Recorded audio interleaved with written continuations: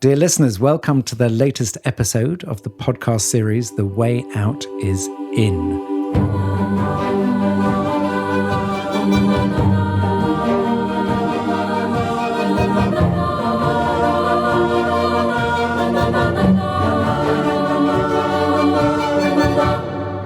I am Jo Confino. And I am Brother Phap Huu. And today we're going to be looking at ancestors. In the East, ancestors are very important because they give us a sense of where we've come from and also where we're going. And it's not just our blood ancestors. We'll be also looking at our spiritual ancestors and also our land ancestors. And the most important thing to learn is that we are not alone. The way out is in.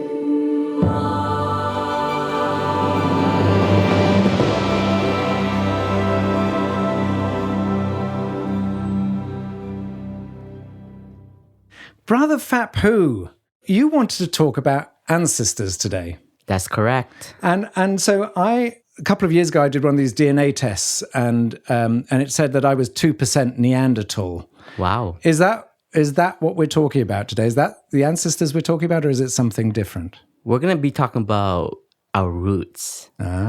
And in spirituality and in Buddhism, we talk about two lineages, our spiritual ancestor and our blood ancestors. Right. So can you tell us the difference and why is that important?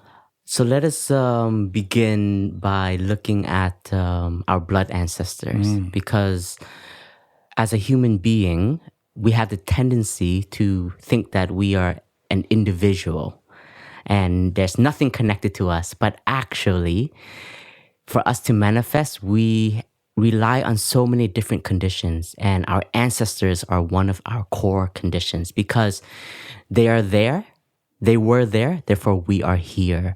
So having the insight that we are part of a lineage gives us roots. And I think for some people, that can be an important awareness. It allows us to see that we are a stream, a lineage, and we have a roots, and that gives us grounding. So, we are doing this recording from the Plum Village Monastery of Zen Master Thich Nhat Hanh.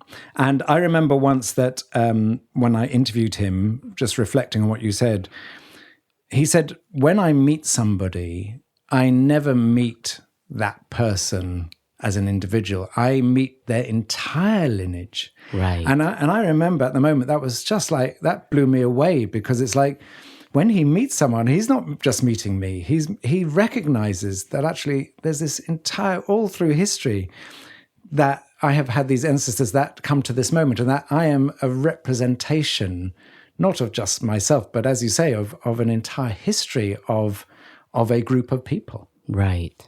Yeah, it's really powerful when you start to understand this and suddenly you see that you have a lot of responsibility because we are connected to our ancestors, and some of them have already passed away and some of our ancestors are still present.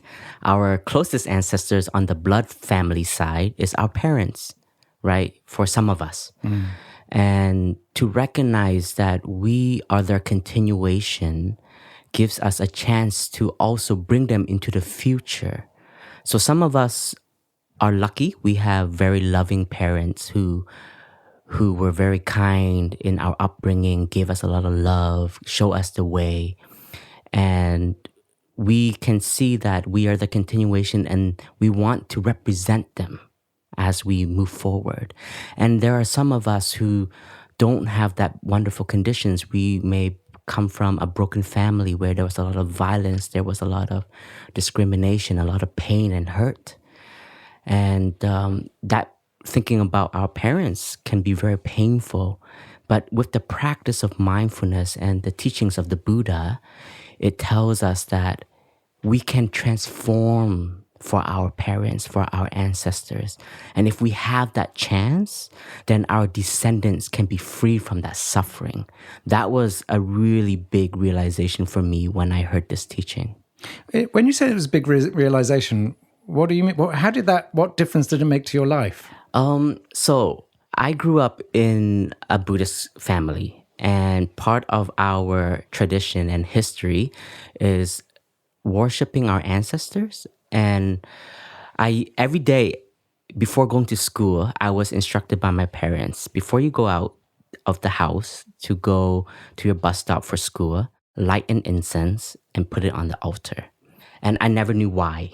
And I just did it because I was an obedient child. And finally, one day, I got fed up with this tradition. And I'm like, I don't want to light no incense because I don't know what it meant. And then I went to Plum Village for the first time. And in Plum Village, we have ceremonies and festivals that we celebrate life. And there's a one particular celebration ceremony. It's called the Rose Ceremony, which honors our mom and our dad. And in that ceremony, we light up the gratitude towards our parents. And if our parents are still alive, we receive a rose, a red rose.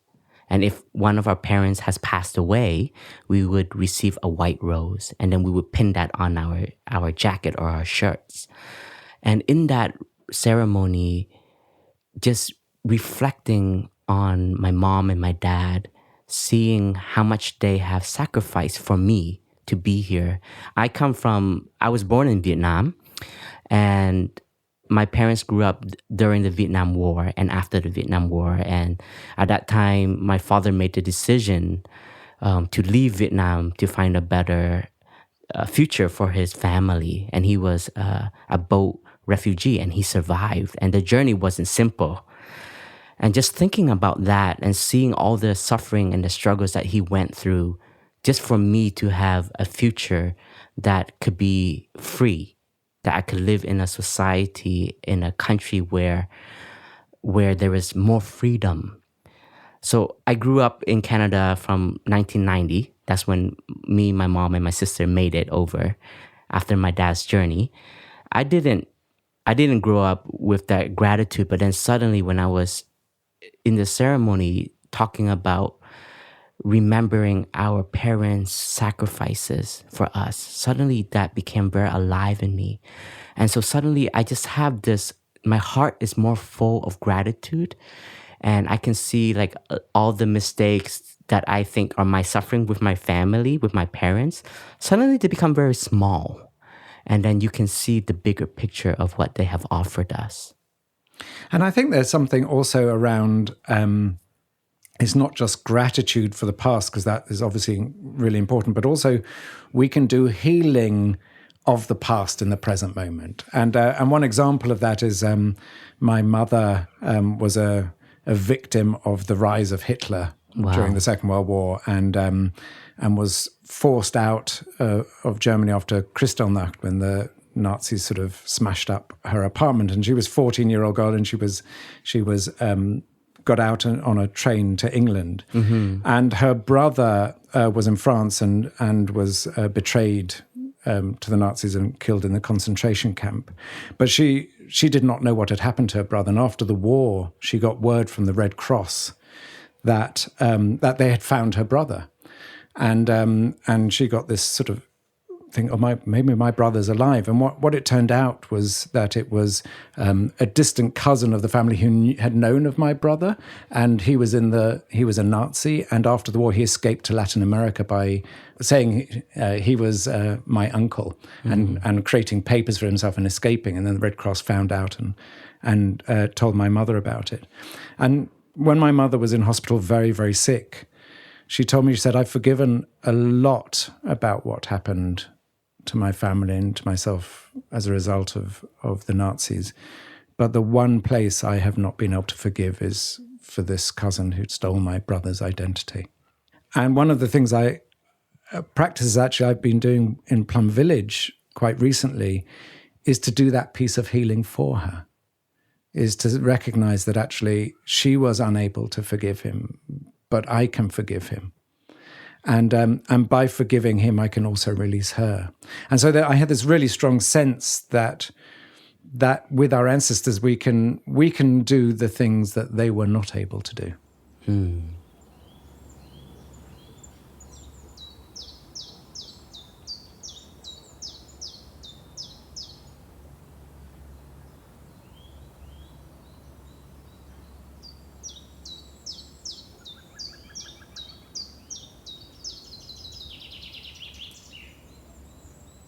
Yes, that's very powerful, Joe. Thank you for sharing. Our pleasure.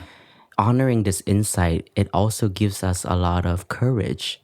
I think because if we see that we are our parents' continuation, we can have more understanding for them and more love for them. And of course, there is always love, but there is also a lot of expectation. And even for myself, when I became a monastic, I chose to leave my family. And I'm sure there must have been some pain from my mom and my sister and my dad. And I was the only boy in the family. And I think in a lot of Asian family and in Vietnam, like the boy kind of carries the lineage, especially when they get married. My descendant would carry my name, my last name, and etc. We would take it forward. And so I think for my parents to allow me to become a monk was also a sacrifice in a way. And from time to time, especially when I'm feeling a little bit down, I remember this sacrifice, and just knowing that they have allowed me to walk this path, it gives me courage, it gives me strength. And I want to continue for them. And I know that when I look back inside of myself, I can definitely see my mom in me. All of her wonderful seeds, like she's a very good cook. She's a very neat person. And that has all of that quality. I have seen it in me as I live my life. And my father, he is very outgoing. He loves singing. He loves being on stage. He has this charisma about speaking and being around people. And so I can also recognize that in me as I am living my life. And at the same time, I can also see their struggles, their suffering, and I can transform that for them. And before I would be like I would say, as a child, I would remember seeing something of my father that I did not like. And I was like, when I grow up, I'm never going to be like that. But then suddenly one day you realize you're acting exactly like your dad. And then I would recognize, okay, Phap Huu, if you want to transform that for your dad, don't expect that from him. First, transform that in yourself. Because you never know. Your parents may not have the chance to transform it in this lifetime because they don't have all the right conditions. They don't have the opportunity like you. So actually do this for them. So, Brother Phap Huu, what would you say, though? So, I completely get that. And then, we all have our sufferings growing up, but there's some people who feel completely estranged from their ancestors, who want nothing to do with their family, who feel they may have been abused, they may have suffered deeply. How do we start to work with that? First of all, is having compassion for our ancestors, and that really has to come from a place of wanting to understand. If we see that that suffering is so immense and we want to be free from it, we have to transform it. If we don't do that, it's going to stay that way, or it can even become much worse. So in our practice, we talk about coming back to the present moment to look at the past, to heal the past. Even though our ancestors have a bad history, it is something that is a mark that they have left behind, and we are their descendant, and we are moving forward. We have to transform for them. So, like you shared, that you are helping your mother heal by forgiving one of your uncles, because she cannot do it, but you can do it. It's because you have the understanding, because your mother is in you also, Joe. So therefore, that will be transformed in this lifetime. So for our friends who are in a situation like this, we encourage our friends to practice understanding and to have compassion for our ancestor. And to have compassion for our ancestor means to have compassion for us, because we are their continuation. Because we will become an ancestor One day we will have, we will become an uncle, we will become a a father, a mother, or a grandfather, a grandmother, or of somebody in our lineage that will look up to us. And so therefore we will become an ancestor. So if we have that understanding and we want to transform that and heal that, then our descendant won't have to be transmitted this suffering and they won't have to work with it. We can transmit to them something more beautiful. And so there's that sense of, if we heal something in the present, we by its nature heal in the past, because the ancestors are not just gone and buried. They're actually, as you say, they're in us. So we're actually healing ourselves and our ancestors within us. And by the fact that we're doing this healing, we're by its nature changing our future, because we're not passing that on. Exactly. And then the way we are living our life today is now a new transmission. So one of the, I really love the work of Joanne Macey, who is who's very steeped in Buddhist philosophy. And she does this work where she gets people to be, let's say, 100, 200 years in the future, and gets them to look back to the present moment to say, you know, and she does that around things like the ecological crisis. And she, so from their people looking at the future back to the present moment, say, what did this person do differently that allowed a transformation to happen? And I think that's a beautiful way of representing that, because we tend to be so stuck in the way things are. But actually, if we change something now, then actually people are benefiting the eons into the future. So every decision we make, or every decision our ancestors make, has had an influence on how we live, where we live, the conditions for our living. And so everything we do by its nature will reverberate through history going forward. Right. I mean, I think that's why in school we have history classes, right? To learn from our ancestors. Yeah.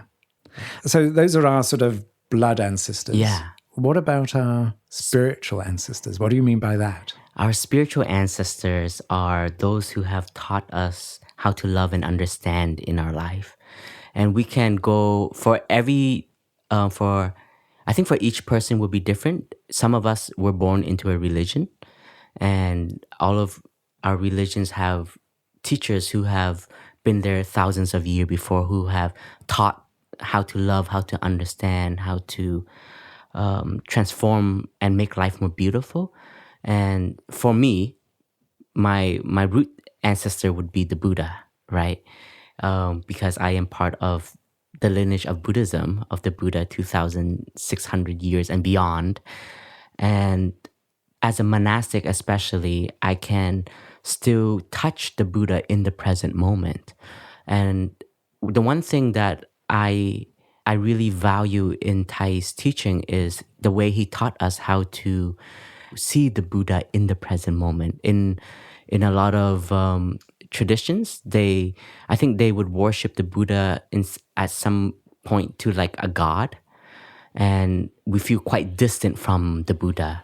But in Plum Village, one of my favorite books from Thay is Old Path White Clouds. And it's one of his big work that he was able to do in his work of renewing Buddhism. And he wanted to tell the story of the Buddha to help people see the Buddha just like a human being. That he came from also a father, a mother. He had his upbringing, he had his suffering that showed him the way and told and gave him the aspiration to find spirituality and to find enlightenment, to discover enlightenment. It's not just from like he dropped out from the sky and then suddenly he has this amazing wisdom that we are just worshiping today. And even when we read the Buddha's scripture, his sutras, the teachings of the Buddha, he always says that whenever you listen to my teachings, you always have to ask yourself, how can I apply this into my daily life? So that also tells us that the teachings have to continue to be renewed because they have to be relevant. So when we talk about our spiritual ancestors, knowing that we have a root, that it comes from so many generations of people before us, that they have looked at the teachings, work with it, try it out, see if it works, and then explore new ways to make the teachings more relevant. And then suddenly now we have these teachings that are for us, that we are applying today. I am applying today. And if I want to be the continuation of the Buddha, and then my closer spiritual ancestor is my own teacher, Zen Master Thich Nhat Hanh, who is still alive today, I still want to already continue them. I don't have to wait until my teacher passes away to continue him. But just by honoring his practice that he has given to me, by doing it myself, finding the peace, the joy, the transformation in me, that is also continuing my teacher.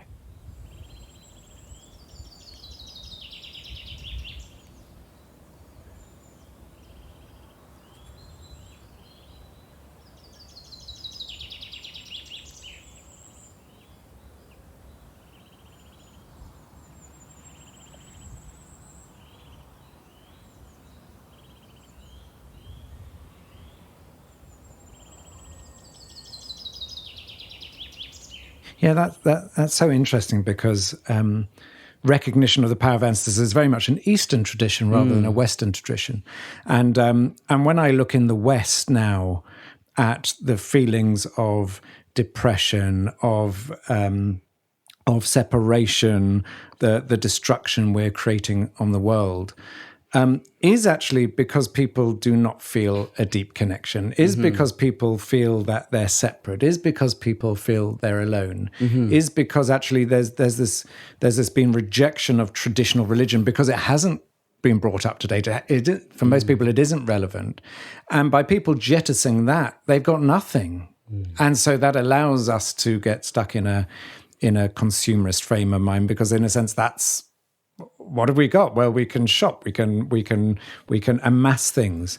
But actually, what I think you're saying is that Thich Nhat Hanh talks about, a stream or a river, that when we understand that we're not separate, then actually that changes the very nature of how we see life. And this idea that we're coming from somewhere and going somewhere actually creates a sort of ethical responsibility, because we're being, it's like a race where where you're given a baton and you run around and then you have to pass the baton on. It's like we have this little segment of time and space where the baton's been handed to us, and we're running with it.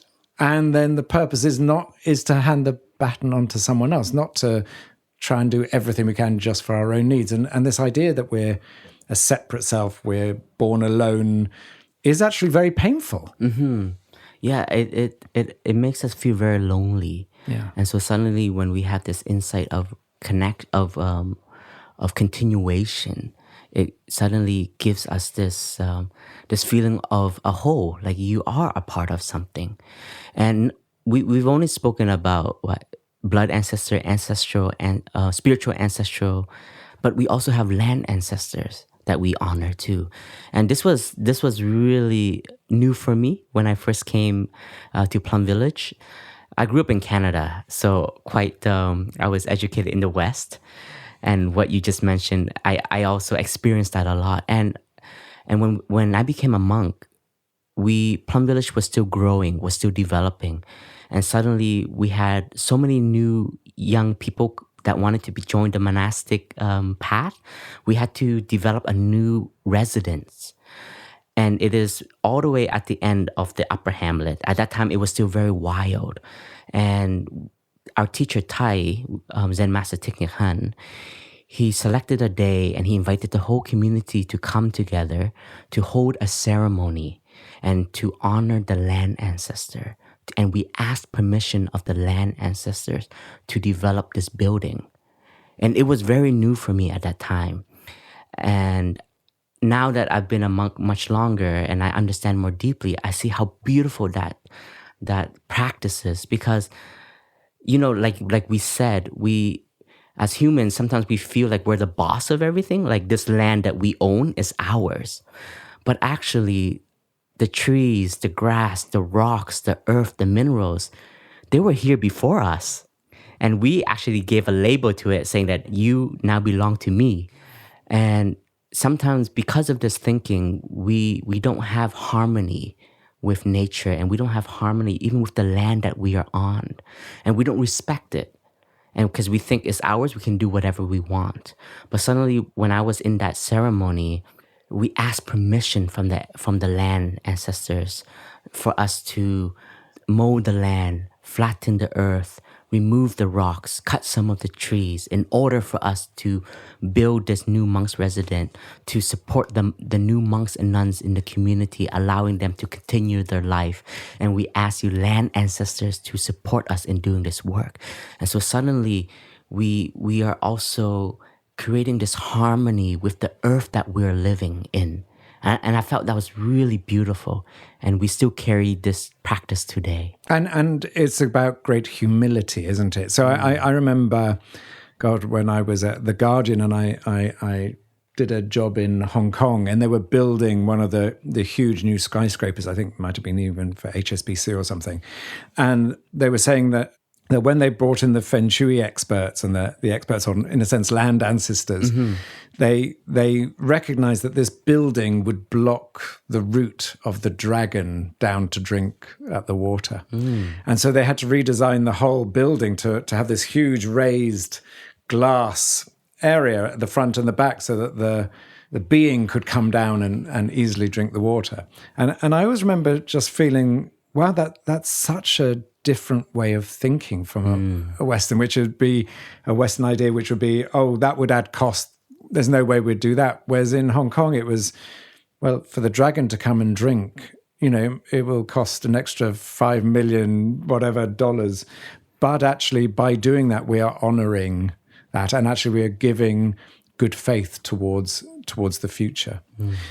What's your sense of where we go to in terms of land ancestors, where you think we are developing our consciousness? Because one of the things I'm very aware of is that we're coming back to a place of looking at where wisdom is. So in a lot of the work I'm doing, people are talking about the importance of bringing indigenous wisdom, bringing feminine wisdom, that actually a lot of the wisdom that was there in the world in which, in a sense, we lost is coming back, because actually the challenges that humanity are facing means that people are actually recognizing that the past has a lot of the answers in a way that modern society doesn't. I mean, how do you feel about that movement of wisdom coming back into life?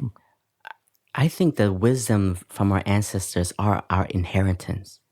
And we have to recognize that they have been there, and they are there for us to learn from all of their past doings. Some of the wisdom comes from their suffering. And they tell us, don't do this, don't behave this way, because we have done that and we suffer a lot. Please learn from us. But a lot of the times, we don't know how to learn from the past. And a part of it is also because we have to experience a little bit of suffering, experience some of that suffering in order for us to open our eyes and to see that, okay, the people that have been here before me have already experienced this. What can I learn from them so I don't make that mistake, so I can take the next leap for my generation and the future generation? And by doing that, you are also carrying the past into the future. So I think that we as a human species, we have a lot of wisdom that is present, but we have to come back and recognize our inheritance. And that, in a sense, is, rather than this recent history in Western society of taking, that we are becoming stewards. And that gives us a responsibility. And I know that when my wife and I arrived in France and bought this house, there's this real tendency to say, my house, my garden, my this. And it's really interesting because I've been very sensitive to that. Because actually what I've realized is I'm going to be here, however many years. Right. And then I will either move on or I will die, and the house and the garden will not be mine anymore. They'll be someone else's. But actually, this house we bought we've seen it's, document from 1688, from the 17th century, saying there were two families living here. And this house has been in occupation since 1688. We are one tiny aspect of that history, but knowing that, it makes me recognize, actually, I'm here at this moment. In one moment, I'll be gone.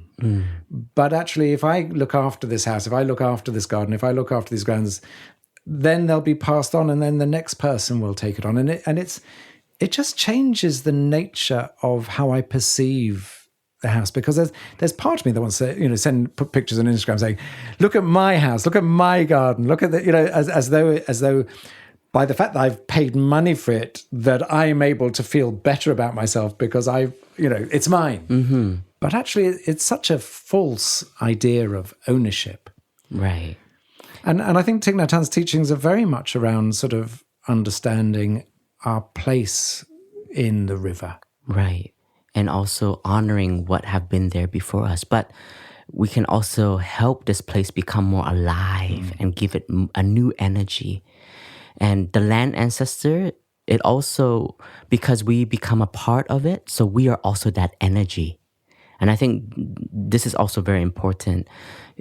How we want our environment to manifest, we are a part of it. And if we don't become in harmony with it, then I think sometimes the two won't match and it becomes a very awkward situation.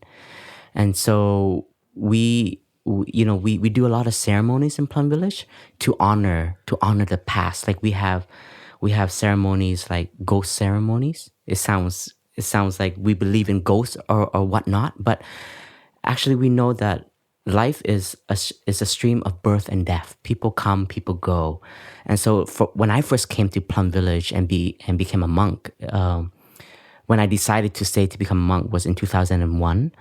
And in Upper Hamlet, like what you experienced today was very different. Back then, I would say the energy was somehow much heavier because World War II happened and France was a big part of that, and there was a lot of suffering. And when I first came, I remember walking at night. I would even feel chills. And there's a particular wall in Upper Hamlet that is broken, but we have kept it as an honor of that history. And we have learned that somebody was killed there because of the history of the war. And so as monks, we used to do chanting there. And in the chanting, there would be words that would say, "Dear those who have passed away, you may have died because of an accident, because of murder, because of whatever misfortune. And I know you are still here today. But let us who are living now carry you in this moment and into the future. And let us transform this for you so you can be free." And it's not about them only, but it's about us. Because we are now their continuation. We come here, we're living in this new place. And so how can I honor them by continuing them? By practicing mindfulness, being aware of myself, the way I am carrying myself today, I know I'm doing it for them also. And Plum Village has now, next year, 2022, we'll be celebrating our 40th anniversary. And I can see that this work that we have done together as a community has transformed this whole village, this whole plot of land. And now every time I come back from a trip afar, whenever I enter into the zone of Upper Hamlet, I do feel peace. I don't know if you feel it, Jo, but if I go away for like 3 months or like 3 weeks on a retreat, I would come back. And they say there's no place like home, right? But it's not just feeling comfort, but I do feel like I'm entering into a zone of practice.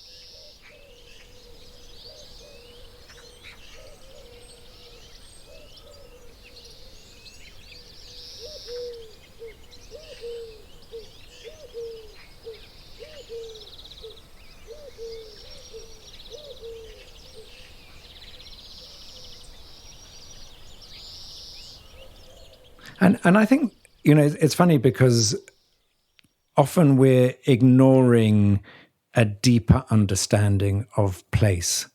So, we all have that experience of walking into a room or a building and thinking, "Oh, that feels really heavy," or "That feels very joyful." But actually, behind that, one of the things Thich Nhat Hanh talks about is collective energy, which is actually collective energy does manifest in the world, and I know that, and it'd be good to hear a bit more from you, Phap Huu, that one of Thich Nhat Hanh's decisions was to buy this huge old building in Germany to turn into a monastery that was previously a sort of Gestapo headquarters during the Second World War. And that he did that specifically. That no one else wanted this building because of its past, but he actually took over this building with all its heaviness and heavy energy in order to transform it. And I remember when I interviewed Christiana Figueres, who was the architect of the Paris Climate Talks, and she raised this as one example of Thai's works. And she said that Thai asked people from all around to send in handmade hearts, I think it was. Yeah. To help bring in a different energy. He said, and she used this as an example of his extraordinary compassion to take on a building that had the smell of death around it, and specifically in order to transform it. But I don't know much more about it than that, but I imagine you probably do. Yeah, our teacher, he wanted to bring healing to Europe, and Germany, like I shared, was a major factor in the war, World War II. And when our teacher decided to create a new practice center as a new branch of Plum Village, he could have picked any country in Europe, Italy, Spain, England, Ireland, but somehow he chose Germany because he knew that this was such a source of suffering. And so to now bring in a community of practice and plant the seed of understanding and love, and his hope is this seed will help transform this past. And so new trees, new hearts can grow with compassion, with love, with healing. And this is the work that we still need to do today. In 2021, there's still so much discrimination. There's still so much suffering. There's so much despair that is still present.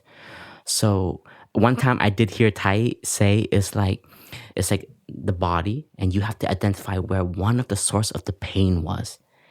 And this was one of it. And we got to bring in the vaccine right at that place and give it that shot. And I think there's many factors that came together, but somehow at that moment I said, let us bring our community to Germany. And it's interesting, Phap Huu, because it doesn't need a Zen master to follow that path. And my mother, despite the fact that she was the only remaining member of her family after the Second World War, and that she suffered enormous traumas as a result of the Nazi rise to power, that she chose to go back as she got older to heal the wounds, and not just to heal her wounds, but she went and visited old classmates who had excluded her at school and treated her very badly, that she went and gave talks at schools about her experience.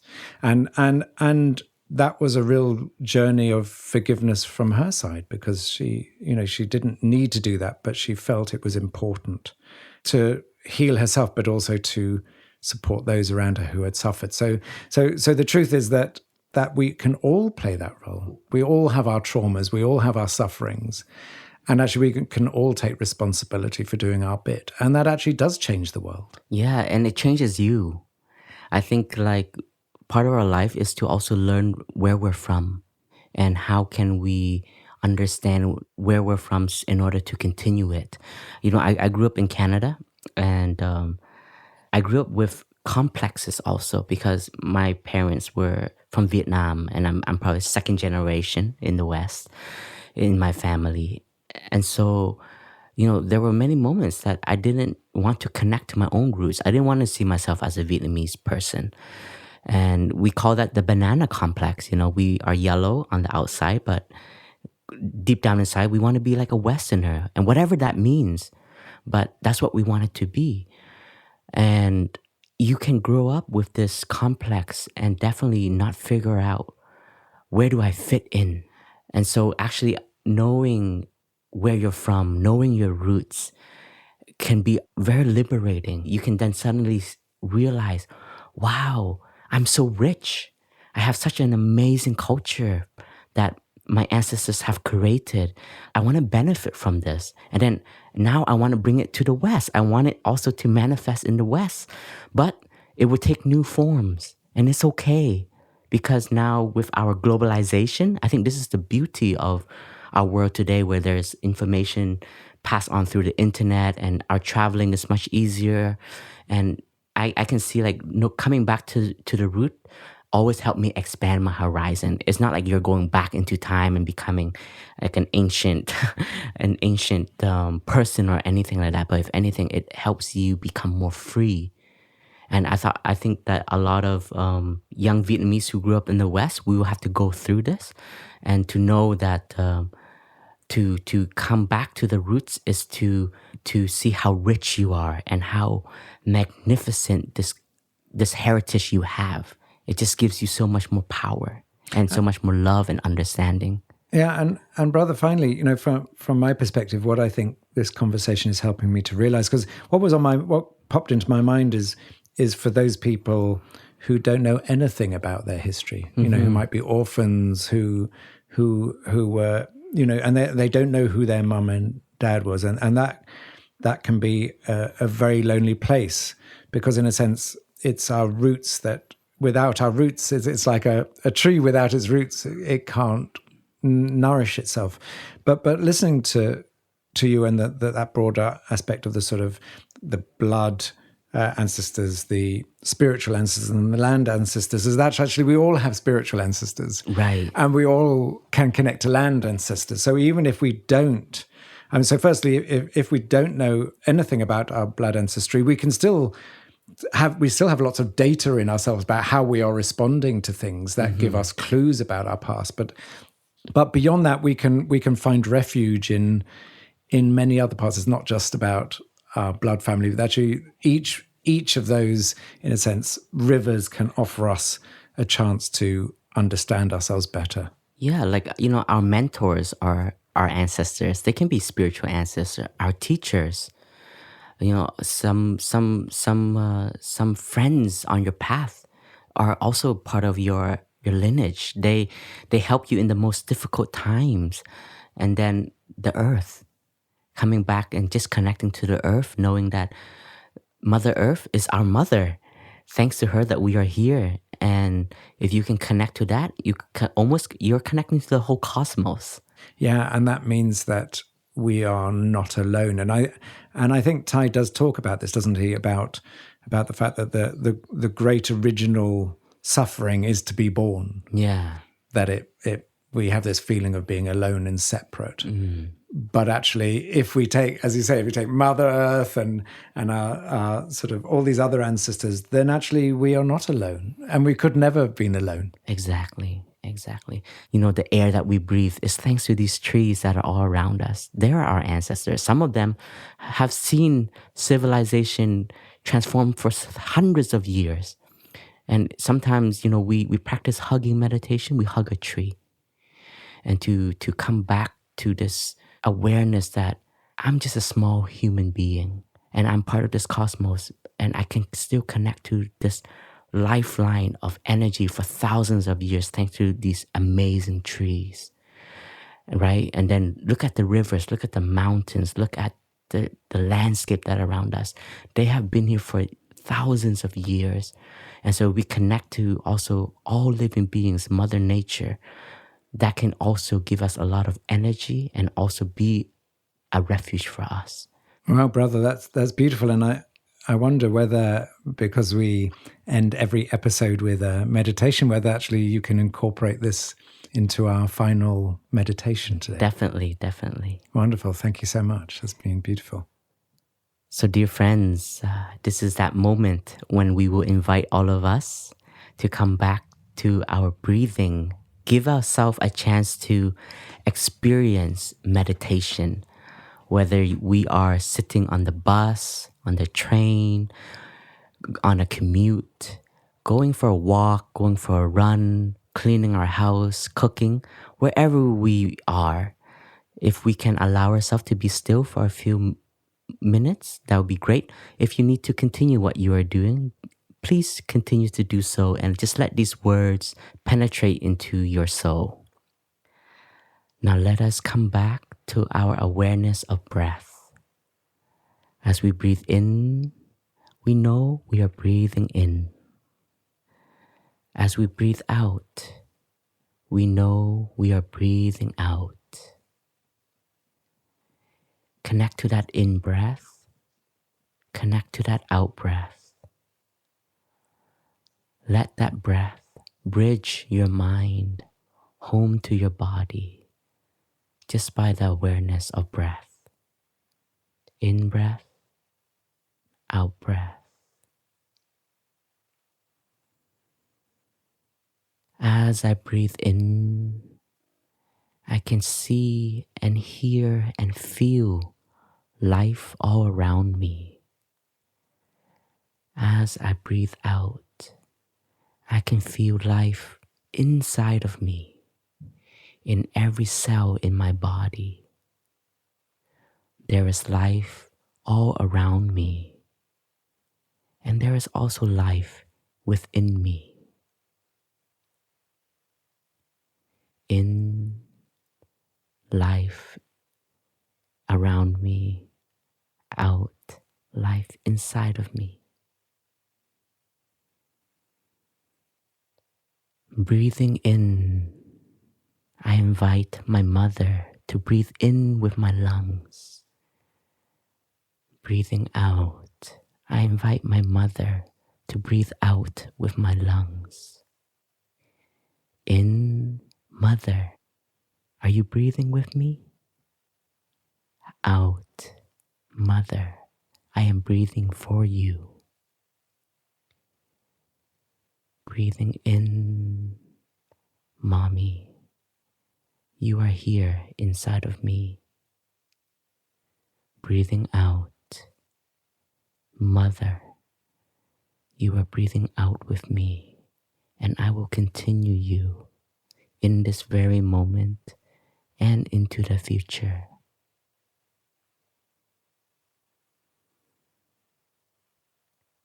Breathing in, Father, I invite you to breathe in with me, with my lungs. Breathing out, Father, I invite you to breathe out with me. In, father and child breathing in together. How wonderful. Out, father and child breathing out together. What a miracle. Because I am alive, you are alive in me. Breathing in, dear mother, dear father, let me hold your suffering, your pain, your despair, and let me transform them in my lifetime for you to be free and for me to be free. Breathing in mindfully with my mother and my father. Breathing out mindfully with my mother and my father. Mother and father, the peace, the love, the understanding in my heart are also the peace, the love, and the understanding I offer to you. Breathing in, I invite my spiritual ancestor, my teachers in life, to breathe in with me. Breathing out, I let my ancestors my teachers, to breathe out with my lungs, nice and relaxed. Let me continue to inherit their wisdom, make it alive in my daily life through the way I think, through the way I speak, and the way I act.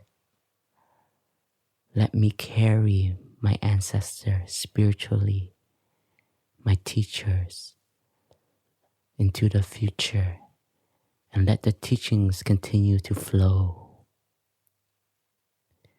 Breathing in my spiritual ancestor, breathe in with me. Breathing out my teachers in life, breathe out with me.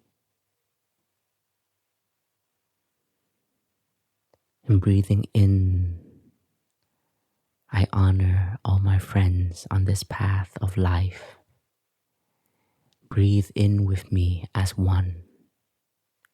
Breathing out, I am grateful for all your support. During the most difficult time, you were the one I came to share my suffering, my pain. Thank you for listening. Thank you for embracing and for accepting me as who I am. Breathing in, let us celebrate life together, my dear friends.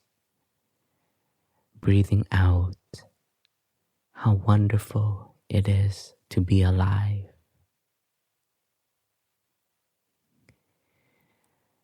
And breathing in, I connect to this planet, to the cosmos, the winds, the sound of the birds, the people walking by, all living beings.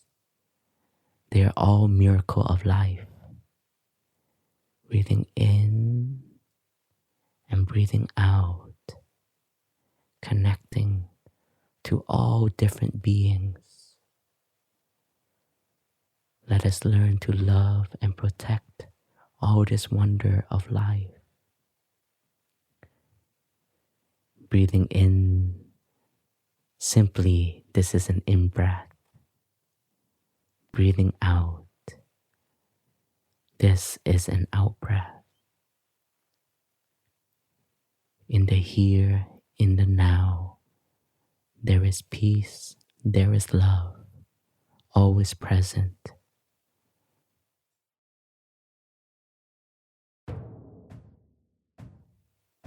Thank you, dear friends, for practicing with us.